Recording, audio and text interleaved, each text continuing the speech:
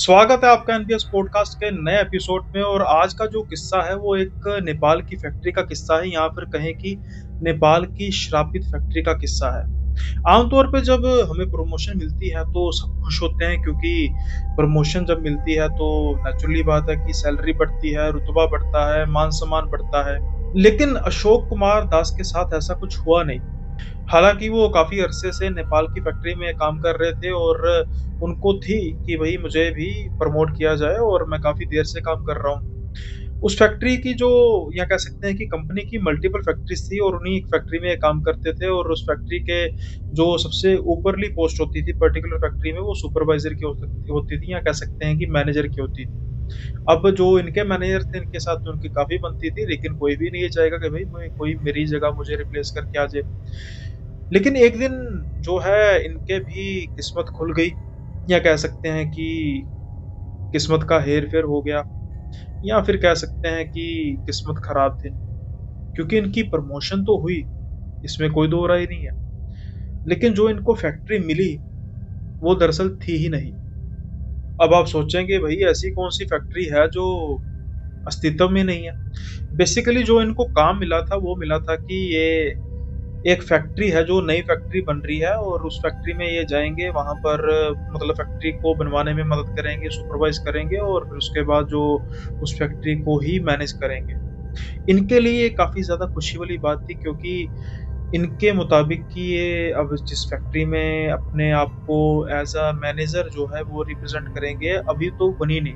पहले तो काफ़ी देर समय लगेगा, तो एज़ सच कोई बहुत ज़्यादा काम भी नहीं होगा, सिर्फ़ देख-रेख करनी होगी, मतलब कि कैसा चल रहा है, क्या चल रहा है। फिर उस फैक्ट्री में अपने तरीके से काफ़ी चीज़ों को बनाना, अपनी सहूलियत के हिसाब से, और उसके बाद फिर इनको कोई दिक्कत परेशानी वाली बात ही नहीं कि भई फैक्ट्री जब बन जाएगी। क्योंकि फैक्ट्री जो बेसिकली थी वो भी इनकी मनपसंद लोकेशन किसी पर्टिकुलर लोकेशन नहीं, बस वो लोकेशन शहर से काफ़ी ज़्यादा दूर थी, वादियों में लोकेशन थी। तो इनको था कि जो पहली फैक्ट्री थी वो तो शहर से कुछ ही दूर थी, 5-6 किलोमीटर। लेकिन जो ये फैक्ट्री है ये काफ़ी ज़्यादा शहर से दूर थी, तो इनको जो है वो नेचर काफ़ी अच्छी लगती थी, और इनको था कि भई अब क्वार्टर्स में वहाँ पर रहना पड़ेगा, तो एक तो खाने-पीने की कोई चिंता नहीं, और उसके साथ ही साथ अब नेचर के बीच में जो है वो रहकर काम किया जाएगा।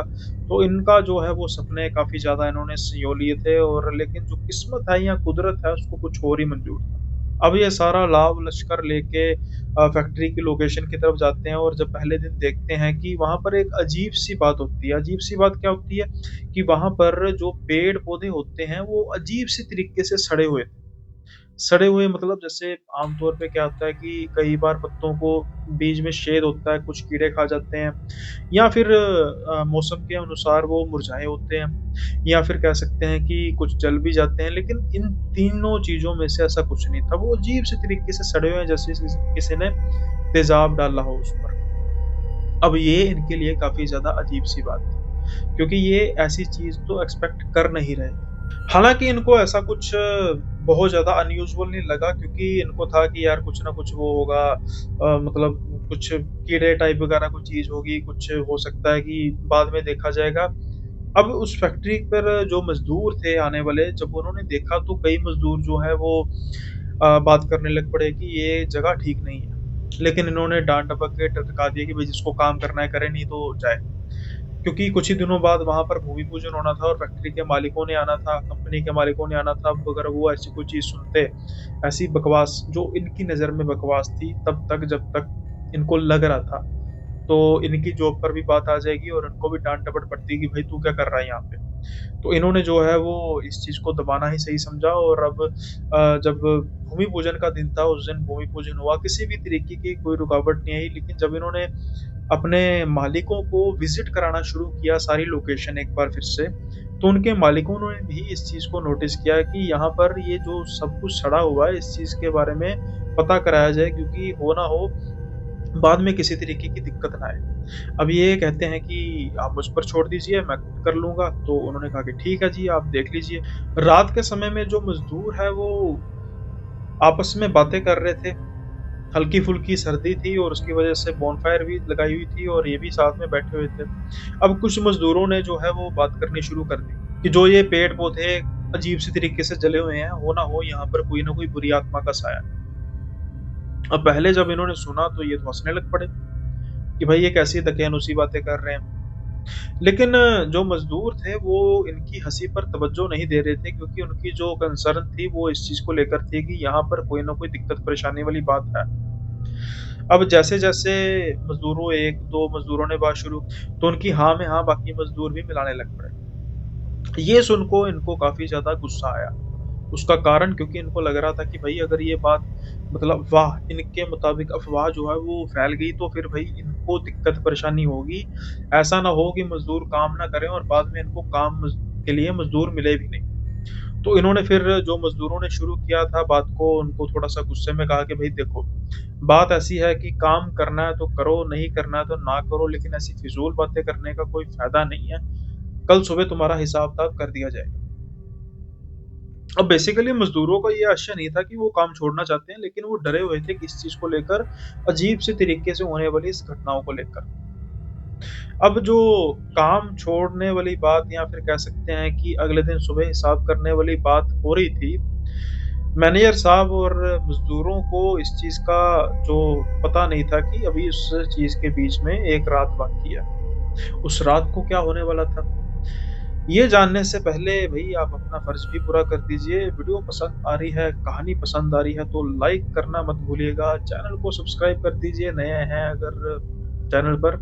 क्योंकि भई सॉरी, पहले तो क्योंकि मैं जो कहानी को बीच में ही काट कर ये अपना सब्सक्राइबर वाला जो काम है मेरा भई, अगर चैनल सब्सक्राइब करेंगे, वीडियो को लाइक करेंगे तो आगे बढ़ेंगे।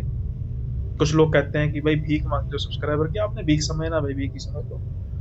अगर कोई अपना काम को लेकर प्रमोट करता है, उसको भीख माँगना कहते हैं, तो आपकी नज़र में भीख माँगना ही होगा, मेरी नज़र में नहीं।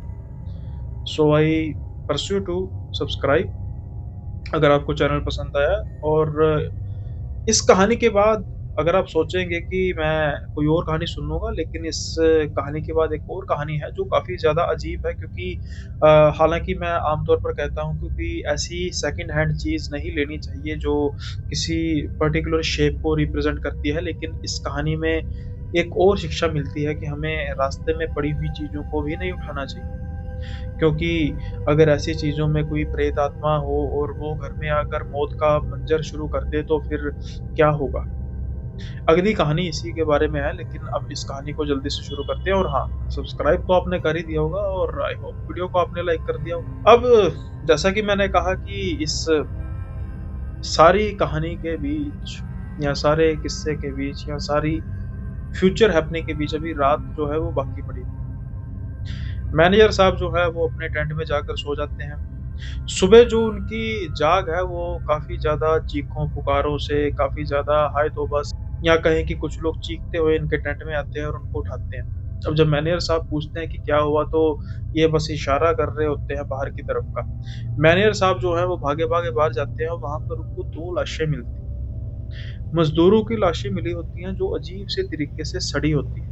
जली हुई नहीं, सड़ी हुई होती है।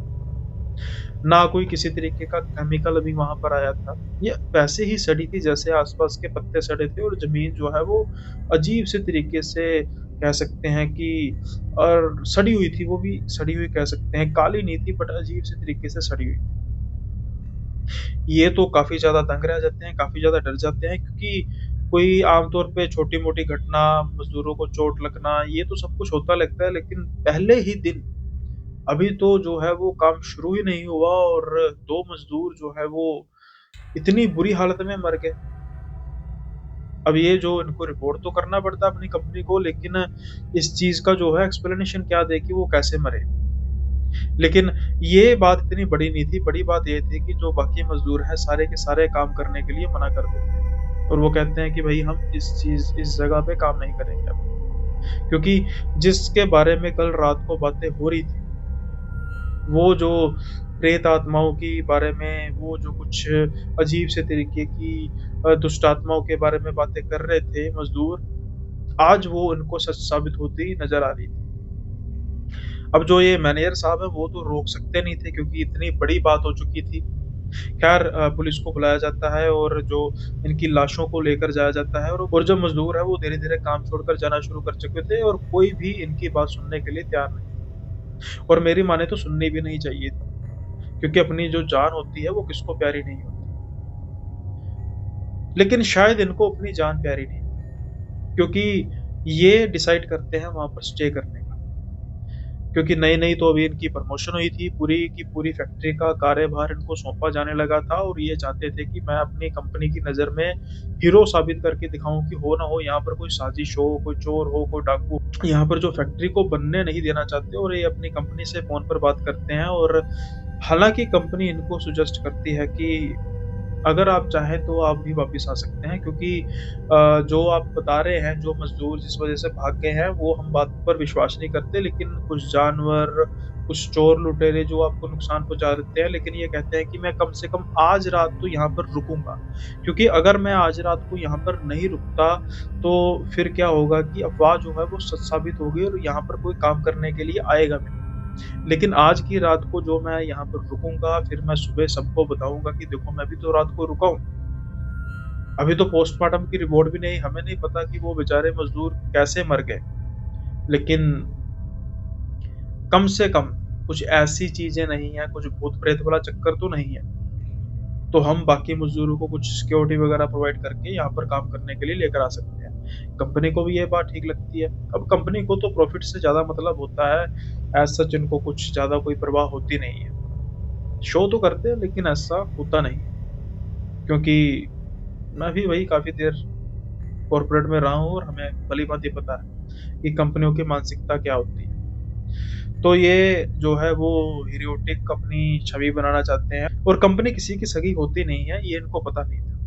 खैर अब ये अपने टेंट में रात को जो है वो जाते हैं, खाना वगैरह खाते हैं, सोने की तैयारी करते हैं। अभी काफ़ी देर तक ये थे मुतमिन कि कोई ऐसी-वैसी बात नहीं है, पता नहीं ये क्या अफ़वाहें जो फैला रहे हैं। लेकिन कुछ ही देर बाद जो इनकी जाग है कुछ अजीब-सी आवाज़ों से खुलती है।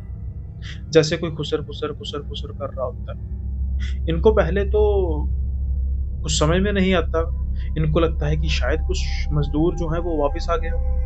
ख़ैर ये अपने टेंट से अपनी टॉर्च लेके निकलते हैं और पहले तो टेंट वग़ैरह देखते हैं, लेकिन कोई होता नहीं है। फिर इनका ध्यान जाता है कि ये जो कुछ आवाज़ें हैं, खुसर-फुसर की आवाज़ें हैं, ये कुछ एक पर्टिकुलर जगह से आ रही हैं जो जंगल के बीच में है।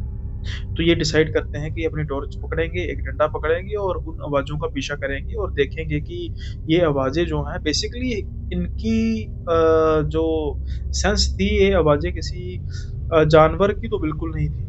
तो इनको शक था कि शायद कुछ चोर, चकार या कुछ ऐसा गिरोह होगा जो यहाँ पर जिनका कोई ठिकाना होगा और यहाँ पर जो फैक्ट्री नहीं बनने देना चाहता, ताकि इनका जो ठिकाना है वो एक्सपोज़ ना हो जाए। अभी ये दिमाग में लेकर चीज़ चलते जा रहे थे जहाँ पर आवाज़ें आ रही थी। लेकिन इनको एक बात काफ़ी ज़्यादा अजीब लग रही थी कि जैसे-जैसे ये उन आवाज़ों के पास-पास जाते जा रहे थे, इनकी जो टॉर्च लाइट है वो धीरे-धीरे, धीरे-धीरे डिम होती जा रही थी और एक पॉइंट पर आकर जो टॉर्च लाइट है, वो बिल्कुल बंद हो जाती है। शायद इनकी किस्मत कुछ हद तक अच्छी थी कि वो टॉर्च लाइट बंद हो गई। क्योंकि जो ये देखते हैं अब, इस एंटिटी के बारे में वैसे मैंने भी कभी नहीं सुना और अगर आपको पता हो तो आप कमेंट बॉक्स में बता सकते हैं कि कुछ ऐसी चीज़ें होती हैं। अब ये तो कुछ ऐसा विश्वास करते नहीं थे, तो इन्होंने के लिए तो बिल्कुल नई चीज़ थी, लेकिन जो इन्होंने देखा उसके बाद इनको विश्वास होने लगा था कि जो मज़दूर बातें कर रहे हैं भूत-प्रेत चुड़ैलों की, वो बिल्कुल सच है, क्योंकि जो इनके सामने था वो था 4 परछाइयाँ जो पेड़ों से भी बड़ी थी। वो परछाइयाँ जो है वो पर्टिकुलर एक डार्क फॉर्म में थी। अब सोचेंगे कि भई अंधेरे में किसी को डार्क फॉर्म में क्या चीज़ नज़र आएगी। लेकिन डार्क फॉर्म में कुछ अनइवन हो, जो कुछ हिल रहा हो, तो अंधेरे में इतनी इतनी तो थोड़ी बहुत चंद्रमा की रोशनी होती है कि कुछ रिफ्लेक्शंस नज़र आ जाए।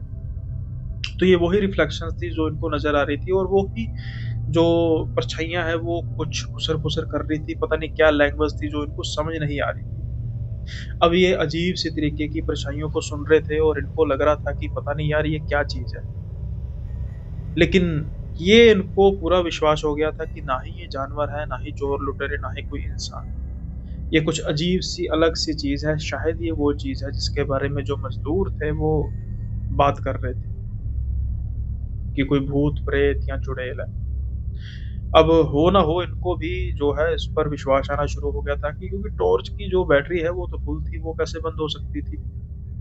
अब ये क्या देखते हैं कि जो ये परछाइयाँ हैं वो जैसे-जैसे खुसर-फुसर उनकी बढ़ती जा रही थी, कुछ ही देर में उनकी परछाइयों की जो आवाज़ें हैं, वो अजीब-सी तरीके की चीखने की, जो इनके कानों को बर्दाश्त नहीं हो रही थी और तो और जैसे-जैसे उनकी आवाज़ें बढ़ती जा रही थी, वैसे-वैसे एक अजीब-सी तरीके की गंध बढ़ती जा रही थी, जो इनसे बर्दाश्त नहीं हो रही थी। ना ही इनसे अब वो आवाज़ बर्दाश्त हो रही थी, ना ही इनसे अब वो गंध बर्दाश्त हो रही थी। जैसे-जैसे वो गंध बढ़ती जा रही थी, वो देख रहे थे कि उन परछाइयों के आस-पास के जो पेड़-पौधे हैं, वो सड़ रहे थे। ठीक उसी तरीके से जैसे ये दिन में देखते थे कि पेड़-पौधे जले हुए हैं या सड़े हुए हैं। अब ये सिर्फ़ एक चीज़ इनके दिमाग में आती है कि मैं किसी तरीके से यहाँ से निकलूँ और अगर इनको कोई आवाज़ आई तो ये मेरा भी वही हाल होगा जो सुबह मज़दूरों को देखा है। और हो ना हो जो भी ये सुबह मज़दूरों का हाल हुआ है वो इन्हीं चीज़ों ने किया। किस्मत शायद इनकी कुछ अच्छी थी कि ये धीरे-धीरे, धीरे-धीरे वहाँ से निकलते हैं और वो परछाइयाँ जो है वो इनको देख नहीं पाती और ये अपने टेंट में आ जाते हैं। लेकिन रात जो है इनकी इतनी ईज़ी नहीं होने वाली थी क्योंकि सारी रात ये कँप-कँपाते रहे, बुखार इनको रहा और टेंट के बाहर वैसी ही आवाज़ें आती रहीं, कहीं न कहीं वैसी ही गंध आती रही। अब सुबह जब ये अपने टेंट से निकलते हैं तो इनके टेंट के आसपास का मंजर काफ़ी ज़्यादा अजीब था क्योंकि जो पेड़-पौधे जो जले हुए थे, सड़े हुए थे, उनका दायरा बढ़ चुका था। काफ़ी टेंट उस जद में आ चुके थे। इनके आसपास का जो ग्राउंड था, घास था, वो भी जद में आ चुका था। शायद कोई न कोई अच्छे कर्म किए होंगे कि इनका टेंट भी उस जद में नहीं आया क्योंकि ये 1-2 टेंट ही बचे थे। बाकी तकरीबन टेंट इनकी जद में आ जाते। और अगर मज़दूर गलती से भी उस रात रुक जाते तो कितनी बड़ी कैज़ुअल्टी हो जाती। ये सोच के इनके जो है वो रोंगटे खड़े हो रहे थे और ये शुक्र मना रहे थे कि मज़दूरों ने मेरी बात को नहीं सुना और वो चलते बने क्योंकि एग्ज़ाम्पल के तौर पर कि 90% टेंट जो है वो वॉश आउट यानी कि वो सड़ चुके थे। अब ये जल्दी से अपनी कंपनी को फ़ोन करते हैं और कहते हैं कि मैं वापस आ रहा हूँ और पहले अपने उस मैनेजर से मिलते हैं जिनकी इनके साथ काफ़ी बनती है और उसको सारा कुछ बताते हैं। मैनेजर तो कहते हैं कि भई बात ऐसी है कि आपकी इस बात पर शायद कोई यकीन ना करे लेकिन मैं करता हूँ, तो कॉल आपकी है मेरी नज़र में सबसे ज़्यादा जो महत्वपूर्ण है वो आपकी जान है। और अगर आप नहीं करना चाहते काम इस फैक्ट्री में तो आप बता सकते हैं और फिर उन्होंने कंपनी में अपनी इन्फॉर्म किया कि भई मैं काम करूँगा लेकिन जब ये फैक्ट्री बन जाएगी इस फैक्ट्री के बनने में मेरा कोई योगदान नहीं होगा और जब तक फैक्ट्री बनेगी मैं तो वहाँ पर जाऊँगा भी नहीं, मैं इसी फैक्ट्री में जहाँ पर पहले काम करता था, वहाँ पर मैं अपनी वही पोस्ट पे काम कर लूँगा लेकिन मैं वहाँ पर नहीं जाऊँगा जब तक फैक्ट्री नहीं बनेगी। अब कंपनी इस बात को मानती नहीं है और ये उस फैक्ट्री को, उस कंपनी को छोड़ने में ही अपनी भलाई समझते हैं। आज इनका कहना है कि इस बात को 12 साल से ज़्यादा हो चुका है। 12 साल से ज़्यादा होने के बाद भी उस फैक्ट्री में एक ईंट भी नहीं रखी जा सकती। वो भूमि पूजन के दौरान बनाया हो गया हवन कुंड सिर्फ़ अभी वैसे का वैसा है। जब भी उस फैक्ट्री में मज़दूर गए, जब भी उस फैक्ट्री में ईंट लगाने की कोशिश की गई, 1-2 दिन बाद वो दीवार जो है ढह गई और कोई न कोई कैज़ुअल्टी होती रहती थी। धीरे-धीरे बात जो है वो काफ़ी ज़्यादा फैल गई और उसके बाद इस फैक्ट्री को बनाने का जो प्रोग्राम था वो रद्द कर दिया गया और कहीं न कहीं इनकी बात या कह सकते हैं कि उन मज़दूरों की बात सही साबित हुई कि हो ना हो इस फैक्ट्री में, इस फैक्ट्री के आस-पास बनने वाली ज़मीन के आस-पास कुछ ऐसी शक्तियाँ हैं जो नहीं चाहती कि यहाँ पर फैक्ट्री बने। और वो जो ऐसी शक्तियाँ हैं, वो कोई इंसानी शक्तियाँ नहीं, वो हैवानी शक्तियाँ हैं, वो कुछ ऐसी बुरी शक्तियाँ हैं जो किसी को भी मारने से पहले कुछ नहीं सोचती और हर एक को अपनी जान प्यारी होती है और ऐसी जगह पर बनाने से अच्छा फैक्ट्री जहाँ पर हर रोज़ कोई मौत हो, तो फैक्ट्री ना बनाना ही ठीक है। जो डिसीज़न है वो काफ़ी देर बाद लिया गया लेकिन फाइनली लिया गया। यार आपको अच्छी स्टोरी लगी है तो आप कमेंट में बता दीजिए और अब चलते हैं अगले किस्से की ओर और अगला किस्सा जो है जैसा कि मैंने कहा कि भई राह चलती चीज़ हालाँकि चलो बचपने में बच्चों को ऐसी चीज़ें समझ नहीं लगती लेकिन जो मेरे किस्से हैं मेरे चैनल पे काफ़ी बच्चे भी सुनते हैं तो ये इनके लिए भी सीख है कि भई ऐसी ऐरी-गैरी चीज़ जो होती है वो नहीं उठानी चाहिए क्योंकि क्या पता किस चीज़ में ज़रूरी नहीं कि कुछ पैरानॉर्मल ही हो, कुछ ऐसा भी हो सकता है, कुछ इल्लीगल भी हो सकता है जो कल को आपके लिए परेशानी का सबब बन सकता है। लेकिन फिर भी जो मर्ज़ी हो, कुछ ऐसी चीज़ों को नहीं उठाना चाहिए क्योंकि इस बच्चे ने जिस चीज़ को उठाया था वो तो ऐसी चीज़ थी जो उस चुड़ैल को काफ़ी ज़्यादा पसंद थी और चुड़ैल जो है वो पीछे-पीछे आ जाती है उस चीज़ को पाने के लिए उस बच्चे के घर में और उसके बाद वो क्या मंज़र करती है उस घर का, मैं अभी आपको बताना शुरू करता हूँ। दानिश जो है वो अपने गाँव में आम तौर पे बच्चों अभी जो खेल-कूद है वो गाँव में तो अपने काफ़ी ज़्यादा बच्चे खेलते-कूदते हैं। गाँव में जो है वो एक पेड़ था काफ़ी आगे जाके कुछ ऊँचाई पर, कुछ हल्की-सी छोटी-सी पहाड़ी पर, जहाँ पर ये बच्चे खेलते रहते थे, एक छोटा-सा झूला भी बना हुआ था। तो बच्चे झूलते रहते थे, तो एज़ सच कभी कुछ ऐसी कोई परेशानी नहीं होती थी। ख़ास तौर पे गर्मियों की छुट्टियों में वहाँ पर एक्टिविटी ज़्यादा होती थी।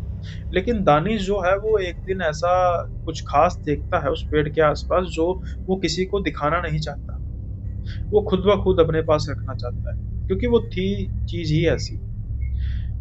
दानिश जब खेल रहा होता है और बच्चे जब अपने ही खेल में मगन होते हैं, तो दानिश उस पेड़ के पास जब बिल्कुल कोने में देखता है, तो उसको एक चमकती हुई चीज़ नज़र आती है। वो चीज़ अब क्या होती है, वो चीज़ एक कह सकते हैं कि कंगन था, वो भी सोने का कंगन। हालाँकि बच्चों को इतनी उम्र में कुछ ऐसा होता नहीं है कि सोने की चीज़ है, क्या करेंगे? लेकिन जो वो कंगन था, उसको काफ़ी ज़्यादा अट्रैक्ट कर रहा था। इसलिए दानिश जो है उसको आराम से अपनी जेब के अंदर डालता है और घर आ जाता है। घर आने के बाद वो बाथरूम में जाता है, उसको अच्छी तरीके से धोता है। जब वो देखता है तो उसको वो कंगन इतना अच्छा लगता है कि वो अपने घरवालों को भी बताना ज़रूरी नहीं समझता कि अगर मैं घर में ये बात बता दूँगा तो घरवाले तो मुझसे ले लेंगे। अब दानिश जो है उस कंगन को रात को निहारता है सोने से पहले। कुछ दिन तो ठीक रहता है, लेकिन अब दानिश को उस कंगन के साथ-साथ अपने कुछ किसी और चीज़ के होने का भी एहसास होने लग पड़ता है। उसे ऐसा लगता है कि उसके सिरहाने के आस-पास कोई बैठा हुआ है। जब एक बार दानिश की जाँख खुलती है तो वो तो एक बार बिल्कुल डर ही जाता है क्योंकि उसके सिरहाने के पास कोई ऐसी चीज़ बैठी हुई थी जो ना ही उसकी माँ थी, ना ही उसकी दादी थी, ना ही घर में कोई और ऐसी औरत थी जो उस चीज़ की तरह नज़र आती हो। क्योंकि उसके लंबे-लंबे बाल, उसके बड़े-बड़े दाँत और उसके बड़े-बड़े नाखून जो थे, वो इस चीज़ की गवाही दे रहे थे कि ये कोई इंसान तो है नहीं। मसलन ये कोई चुड़ैल थी और चुड़ैल कौन-सी चुड़ैल थी ये? शायद ये वही चुड़ैल थी जिसका ये कंगन लेकर आया था, वरना किसी को क्या पड़ी है किसी बच्चे को डराने की। फिर मैंने कहा कि भई कोई भी चीज़ देखनी है, उठानी है, पहले तो उठानी ही नहीं बिल्कुल भी। दानिश जब डर के उठता है तो सारे उसको घरवाले पूछते हैं कि क्या हुआ और वो सारी बात बताता है, लेकिन सारे उसको कहते हैं कि छोटा बच्चा है, बुरा सपना देख लिया होगा। लेकिन अब जो ये वारदातें हैं ये बढ़नी शुरू हो गई, क्योंकि सिर्फ़ दानिश को नहीं धीरे-धीरे करके उसकी माँ को, उसके पिता को, सबको ऐसी चीज़ों का एहसास होना शुरू हो गया। उनको लगता कि उनके आस-पास कोई है। धीरे-धीरे घर में जो है वो बीमारी ने अपना डेरा डाल लिया। पहले इनके दादा बीमार हुए, फिर इनकी दादी बीमार रहने लग पड़ी। धीरे-धीरे सारा घर ऐसे बीमार हुआ जैसे कि कोई महामारी सिर्फ़ इनके घर पर ही छाई। किसी को कुछ समझ में लग ही नहीं रहा था कि हुआ तो हुआ क्या? लेकिन एक दिन क्या होता है कि इस चीज़ का पर्दाफ़ाश हो जाता है क्योंकि जो इनकी दादी है वो रात के समय में अपने कमरे में जाती है और उस कमरे में अंधेरा होता है और जैसे ही वो उस कमरे की लाइट को ऑन करती है, वहाँ पर उनको एक औरत बैठी हुई दिखाई देती है। अब औरत जो है वो इनकी तरफ पीठ करके बैठी होती है बेड पर। अब ये डर के थोड़ा-सा पूछती है कि तू कौन है? वो जवाब इस चीज़ का देती नहीं है, लेकिन उसका जो जवाब देने का तरीका होता है, वो इतना खौफ़नाक होता है और इतना भयानक होता है कि किसी की भी जो है वो जान हलक में आ जाए। क्योंकि उसका जवाब देने का तरीका था कि वो सुनती है और वो अपनी सर को, अपनी मुंडी को बिल्कुल घुमा देती है। तो जब घुमाती है तो नेचुरली बात है अभी, अब आपके सामने कोई ऐसी चीज़ हो जो आपकी तरफ पीठ करके बैठी हो और जब उसको बुलाया जाए और वो खुद ना मुड़े और सिर्फ़ और सिर्फ़ अपना सर घुमा ले और वो जो चेहरा हो उसके बड़े-बड़े दाँत हो, जला हुआ हो और उसके नाखून लंबे-लंबे हो और वो आपकी तरफ देख के हँस रही हो, तो आपका क्या हाल होगा? वही हाल उनकी दादी का हुआ और वो शोर मचाती हुई घर से या उस कमरे की तरफ से बाहर निकली। अब जब दादी का शोर सुना तो सब के सब जो है वो बाहर आए और दादी ने सबको बताना शुरू किया कि उन्होंने एक ऐसी चीज़ देखी है जो चुड़ैल से कम नहीं है, और अब इस चीज़ को जो है काफ़ी ज़्यादा सीरियसली लिया गया, क्योंकि घर का कोई बड़ा बुजुर्ग है, वो तो कुछ ऐसी हरकत नहीं करेगा जिस पर किसी को विश्वास ना आए। अगले दिन फिर किसी तांत्रिक को बुलाया गया, और जब तांत्रिक को बुलाया गया, ये वो तांत्रिक थे जिसके बारे में बात करता हूँ कि कुछ अच्छे तांत्रिक होते हैं। क्योंकि जैसे ही वो घर के अंदर भीतर वो पैर रखने लगे तो वो एकदम से रुक जाते हैं, और वो कहते हैं कि आपके घर में कुछ ऐसी चीज़ पड़ी है जो किसी की बहुत ख़ास है, और वो इस चीज़ को पाना चाहती है, वो और इस चीज़ को हर रोज़ लेने की कोशिश करती है। आपके जो सबके शरीर जो खराब हो रहे हैं, वो उसी की वजह से खराब हो रहे हैं, क्योंकि वो अपनी जगह से बाहर आई है, और उसको अब चाहिए, कह सकते हैं कि उसको सर्वाइव करने के लिए, अपनी लोकेशन से आपके घर में सर्वाइव करने के लिए कुछ ना कुछ चाहिए, और वो धीरे-धीरे करके सबके शरीर को खत्म करते जा रहे हैं।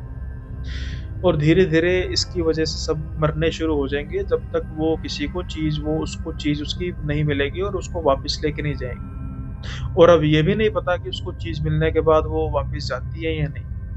अगर उसको ये घर पसंद आ गया, तो ये यहीं पे रहेगी, और आपका जो घर है वो आपके जाने के बाद तो खंडर बनेगा ही, और उसके बाद यहाँ पर कोई रहने लायक रहेगा नहीं, या कह सकते हैं कि आपकी पुश्तें ही खत्म हो जाएँगी। अब सारे हैरान परेशान थे कि भाई वो चीज़ क्या है? किस चीज़ के बारे में बात कर रहे हैं? थोड़ी देर के बाद जब ध्यान लगाया जाता है, तो वो कहते हैं कि वो कुछ, कह सकते हैं, सोने की चीज़ है, या फिर कह सकते हैं कुछ चूड़ी वग़ैरह। अब जब सबको बताया जाता है, तो सारे कहते हैं कि ऐसी तो कोई चीज़ किसी के पास नहीं है। ख़ैर, अब दानिश को जो है वो आगे आना पड़ता है, क्योंकि उसने जो चीज़ छुपाई हुई थी, शायद ये सब कुछ उसी चीज़ की वजह से हो रहा था। तो दानिश कहता है कि हम उस पेड़ के आस-पास खेल रहे थे, तो उस पेड़ के पास मुझे कंगन नज़र आया, जिसको मैं ले आया, लेकिन मुझे पता नहीं था। अब घर वाले हैं जो क्या गुस्सा होते हैं उस बच्चे पर, उस बच्चे को क्या पता था। जब उस तांत्रिक ने उस कंगन को देखा, तो 2 मिनट के लिए वो भी दंग रह गया, क्योंकि कहीं न कहीं वो भी उस चीज़ की तरफ देखकर अट्रैक्ट हो गए थे कि मैं इसको ले लूँ। लेकिन अब उनकी शक्तियाँ थी, वो तो पढ़े लिखे थे, तो वो कहते हैं कि जो ये चीज़ है, अब मुझे नहीं लगता कि आपके घर को इस कंगन को मिलने के बाद भी छोड़ेगी। तो उस पेड़ के जो पास जाया गया, उस पेड़ के पास जहाँ पर कंगन मिला था, वहाँ पर जब खोदा गया, तो वहाँ पर उनको हड्डियों का ढाँचा नज़र आया। अब बकौल इनके वो पता नहीं कितने साल पुराना होगा। फिर उस हड्डियों को निकाला गया, उन हड्डियों का संस्कार किया गया। अब आप सोचेंगे कि संस्कार तो देह का होता है, हड्डियों का भी होता है संस्कार। जैसी हड्डियाँ होती हैं, उनको जलाया जाता है, और वो जो हड्डियाँ हैं, उनको कंगन के समेत बहाया गया नदी में, ताकि ये जो चीज़ है कभी दोबारा वापस ना आ सके। अब आप सोच रहे होंगे कि भाई ये चीज़ काफ़ी ज़्यादा स्मूथली होगी। बिल्कुल स्मूथली होगी, क्योंकि अभी तक वो जो चीज़ है वो पूरी तरीके से हावी नहीं हुई। वो धीरे-धीरे करके जो है इनके सबके शरीरों को खा रही थी। अब जब इस चीज़ को बहाया गया, तो धीरे-धीरे करके जो इनका घर था वो दोबारा से नॉर्मल होना शुरू हो गया। आज दानिश की उम्र 50 साल से ज़्यादा है, लेकिन आज भी जो ये किस्सा है, आज भी जो ये शक्ल है उस चुड़ैल की, वो उनको भूलती नहीं। ये अपनी लाइफ़ में बहुत ज़्यादा तरक्की कर नहीं सके। पढ़ने में भी होशियार थे, सब कुछ थे, लेकिन ये कहीं न कहीं समझते हैं कि शायद जाते-जाते ये चीज़ है वो इनको कुछ श्राप दे के गई, या कुछ बद्दुआ दे के गई, जिनकी वज़ह से ये बहुत ज़्यादा कुछ कर नहीं सके, और उनकी तबीयत जो है वो बहुत ज़्यादा कुछ अच्छी नहीं रहती।